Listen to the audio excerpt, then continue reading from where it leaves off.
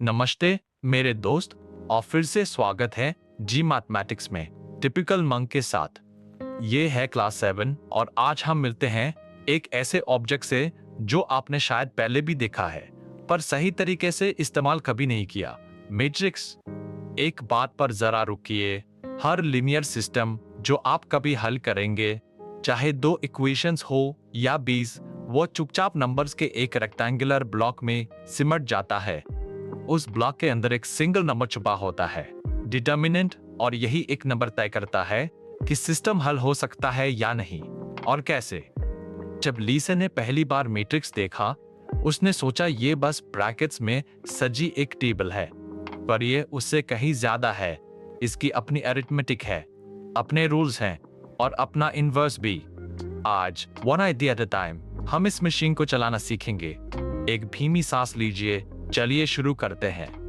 तो आज की क्लास से आप क्या लेकर जाएंगे? पहला, मैट्रिसेस के टाइप्स और मैट्रिसेस की अलजेब्रा, एडिशन, स्केलर मल्टीप्लिकेशन और मल्टीप्लिकेशन। दूसरा, ट्रांसपोज और उससे बनने वाले सिमेट्रिक और स्क्यू सिमेट्रिक मैट्रिसेस। तीसरा, डिटर्मिनेंट्स, उनकी प्रॉपर्टीज और उन्हें बनाने वाले माइनस और कोफैक्टर्स। चौथा, एडजॉइंट और इनवर्स, सिंगुलर मैट्रिसेस और लिनियर सिस्टम्स को हल करना। और पांचवा, जी की ड्रिल्स, एक क्रेमर्स रूल वाला वर्क प्रॉब्लम, एक मैच और न्यूमेरिकल क्विक चेक, ताकि आज जो सीखे उससे स्कोर भी कर सके। तैयार है? One idea at a time. चलिए रॉ ऑब्जेक्ट से ही शुरू करते हैं। मैट्रिक्स बस नंबर्स का एक रेक्टेंगुलर अरे है, रोज और कॉलम्स में अरेंज्ड। एक m by n मैट्रिक्स में m रोज होती है और n कॉलम्स, और देखते ही शेप पता चल जाता है। अंदर का हर नंबर अपना एक एड्रेस रखता है।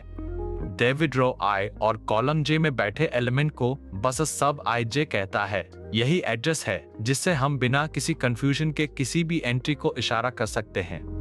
जब रोज की संख्या कॉलम्स की संख्या के बराबर हो तो हम उसे स्क्वायर मैट्रिक्स कहते हैं। और स्क्वायर मैट्रिक्स में एक एक्स्ट्रा चीज होती है, मेन डायगोनल, जो टॉप लेफ्ट कॉर्नर से बॉटम राइट कॉर्नर तक जाती है। और दो खास स्क्वायर मैट्रिसेस के नाम अभी जान लीजिए।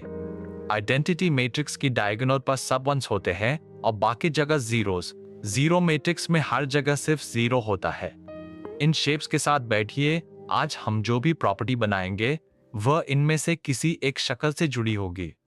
अब इस फिगर को देखिए, क्योंकि यह दो मैट्रिक्स आइडियाज को एक तस्वीर बना देता है जिसे आप सच में देख सकते हैं। पहला, डायगोनल मैट्रिक्स, सिर्फ मेन डायगोनल पर बैठे एंट्रीज नॉन जीरो हो सकते हैं, ग्रिड का बाकी हर सेल खाली रहता है। दूसरा, सिमेट्रिक मैट्रिक्स, यहाँ एंट्री अ सब आई जे हमेशा अ सब जे आई के बराबर होती है, तो ग्रिड अपने ही डायगोनल के आसपास एक परफेक्ट मिरर इमेज बन जाता है। तीसरा, इसका नजदीकी कजन, स्क्यू सिमेट्रिक मैट्रिक्स, अब सब आई जे बराबर होता है नेगेटिव अ सब जे आई के, और यही एक रूल हर डायगोनल एंट्री को एग्जैक्टली जीरो बनने पर मजबूर कर देता है, क्योंकि कोई नंबर अपने ही नेगेटिव के बराबर सिर्फ तब हो सकता है जब वो जीरो हो। और चौथा, पूरी तस्वीर के नीचे छुपा ऑपरेशन, ट्रांसपोज। सेरा का रूल, हर रो को कॉलम में पलट दो तो एक 3x2 मैट्रिक्स बन जाता है। 2x3 मैट्रिक्स और 2 बार ट्रांसपोज करने पर आपको वापस ओरिजिनल मिल जाता है। अब सीखते हैं मैट्रिसेस आपस में कैसे कंबाइन होते हैं। पहला, एडिशन और सब्ट्रैक्शन। दो मैट्रिसेस तभी ऐड हो सकते हैं जब उनका ऑर्डर बिल्कुल एक जैसा हो, रो फॉर रो और कॉलम फॉर कॉलम। आप बस मैचिंग एलिमेंट्स को जोड़ देते हैं। दूसरा, स्केलर मल्टीप्लिकेशन। कोई भी एक नंबर के लीजिए और मैट्रिक्स के हर एलिमेंट को उसी के से मल्टीप्लाई कर दीजिए, इससे ज्यादा कुछ नहीं। तीसरा, मैट्रिक्स मल्टीप्लिकेशन, वह जो स्टूडेंट्स को उलझा देता है। अ टाइम्स बी सिर्फ तब डिफाइंड होता है जब ए के कॉलम्स की संख्या बी के रोज की संख्या से मिलती हो और प्रोडक्ट की हर एंट्री एक रो को एक कॉलम से मल्टीप्लाई करके और जोड़कर आती है। और चौथा, वो चेतावनी जो जान को जल्दी सुननी थी, मल्टीप्लिकेशन कम्यूटेटिव नहीं है। अ टाइम्स बी टाइम्स अ के बराबर होना जरूरी नहीं, भले ही कभी कभी दोनों प्रोडक्ट्स मौजूद ही क्यों ना हो। अब एक पूरा प्रॉब्लम साथ में सॉल्व करते हैं, धीरे धीरे मंक के तरीके से। सिस्टम सॉल्व कीजिए। 2x + 3e = 5, और x minus E equals 1 x और y के लिए डिटर्मिनेंट्स का इस्तेमाल करते हुए। स्टेप 1, जो दिया है उसे लिखिए। दो इक्वेशंस, दो अननोन्स और एक कोएफिशिएंट मैट्रिक्स जो बना है नंबर्स 2, 3, 1 और -1 से, बिल्कुल वही शेप जो क्रेमर्स रूल चाहता है। स्टेप 2, मेन डिटर्मिनेंट निकालिए जिसे d कहते हैं। मेन डायगोनल के साथ मल्टीप्लाई कीजिए 2 टाइम्स -1, फिर दूसरी डायगोनल का प्रोडक्ट घटा दीजिए 3 टाइम्स 1। d बराबर -2 - 3 यानी -5। स्टेप 3, dx निकालिए। पहला कॉलम यानी x के कोएफिशिएंट्स वाला कॉलम कॉन्स्टेंट्स 5 और 1 से रिप्लेस कर दीजिए और उसका डिटर्मिनेंट लीजिए। dx बराबर 5 टाइम्स -1 - 3 टाइम्स 1 यानी -8। स्टेप 4, dy निकालिए। इस बार दूसरा कॉलम उन्हीं कांस्टेंट से रिप्लेस कीजिए। dy बराबर 2 टाइम्स 1 - 5 टाइम्स 1 यानी -3। स्टेप 5, जवाब x बराबर dx ओवर d यानी -8 ओवर -5 8/5 और y बराबर dy ओवर d यानी -3 ओवर -5 3/5। रास्ते पर ध्यान दीजिए। Given main determinant dx dy answer. यही 5 स्टेप्स हर क्रेमर्स रूल वाला सवाल खोल देते हैं जो जी पूछ सकता है। अब चैप्टर का दिल, डिटर्मिनेंट सच में कैसे बनता है और ये कहाँ ले जाता है, इस ग्रिड और इस फ्लो को साथ में देखिए। पहला, माइनर। कोई भी एलिमेंट चुनिए, उसकी पूरी रो और पूरा कॉलम हटा दीजिए और जो बचता है वो एक छोटा ग्रिड है। उसका डिटर्मिनेंट उस एलिमेंट का माइनर कहलाता है। दूसरा, कोफैक्टर। उसी माइनर को लीजिए और उसके साथ एक साइन लगाइए, प्लस या माइनस। यह इस बात से तय होता है कि row number plus column number even है या ऑड। तीसरा, डिटर्मिनेंट खुद। किसी भी एक रो के साथ एक्सपांड कीजिए, उस रो के हर एलिमेंट को उसके अपने कोफैक्टर से मल्टीप्लाई कीजिए और सारे प्रोडक्ट्स जोड़ दीजिए। और चौथा, मंजिल, इनवर्स। हर कोफैक्टर को इकट्ठा करके एक मैट्रिक्स बनाइए, उसे ट्रांसपोज करके अडजॉइंट पाइए और उस अडजॉइंट को डिटर्मिनेंट से डिवाइड कर दीजिए। लीसा की चेतावनी, यह डिवीजन तभी मायने रखता है जब डिटर्मिनेंट 0 ना हो। अब सीधे बैठिए, ये 5 लाइंस वही है जो जी सच में पूछता है साल 10 साल। 1, प्रोडक्ट एक बी का डिटर्मिनेंट बराबर होता है ए के डिटर्मिनेंट और बी के डिटर्मिनेंट के मल्टीप्लिकेशन के। एक साफ फेवरेट 1 लाइन रिजल्ट। 2, आ का इनवर्स बराबर होता है आ के एडजॉइंट को आ के डिटर्मिनेंट से डिवाइड करने के, और यह तभी एग्जिस्ट करता है जब वो डिटर्मिनेंट 0 ना हो। 3, सिस्टम कंसिस्टेंसी के लिए मेन डिटर्मिनेंट डी पर ध्यान दीजिए। नॉन जीरो एक यूनिक सोल्यूशन देता है, 0 इनफिनिट सॉल्यूशंस भी दे सकता है या कोई भी नहीं, यह बाकी डिटर्मिनेंट्स पर डिपेंड करता है। 4, 2 डिटर्मिनेंट प्रॉपर्टीज जो ठंडे दिमाग से याद होनी चाहिए।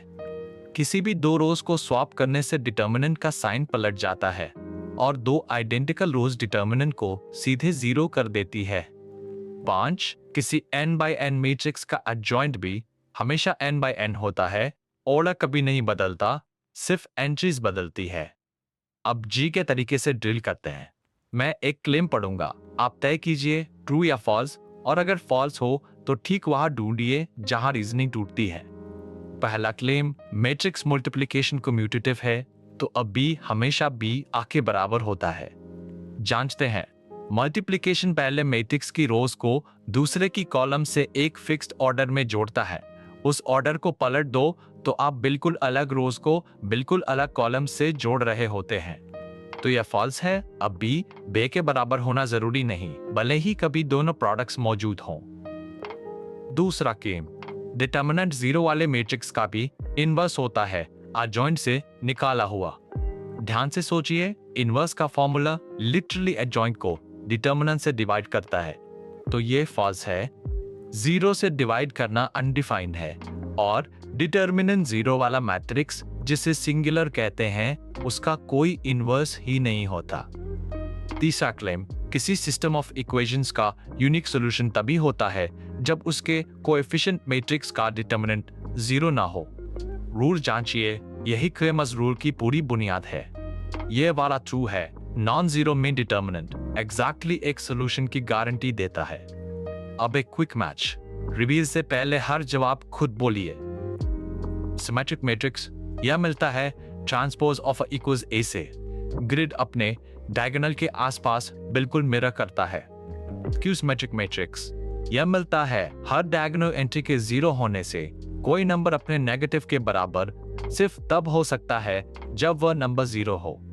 सिंगुलर मैट्रिक्स यह मिलता है डिटर्मिनेंट के जीरो होने से बिना किसी इनवर्स के एडजॉइंट का फॉर्मूला वहां टूट जाता है।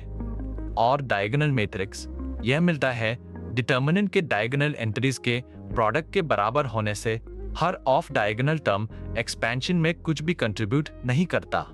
अगर चारों जवाब रिवील से पहले आपके मन में आ गए तो मैट्रिसेस अब आपके होने लगे हैं। यह जी का एक फेवरेट फॉर्मेट है। मैं कुछ स्टेटमेंट्स पढ़ूंगा, आप चुपचाप गिनिए कि कितने सही हैं। स्टेटमेंट 1, आइडेंटिटी मैट्रिक्स का डिटर्मिनेंट 1 होता है। अपना फैसला रोक कर रखिए। स्टेटमेंट 2, किसी मैट्रिक्स और उसके ट्रांसपोज का डिटरमिनेंट हमेशा एक जैसा होता है। जवाब देने से पहले सोचिए। स्टेटमेंट 3, हर स्क्वायर मैट्रिक्स का एक इनवर्स होता है। तो कितने सही हैं? 2 स्टेटमेंट्स, पहला और दूसरा।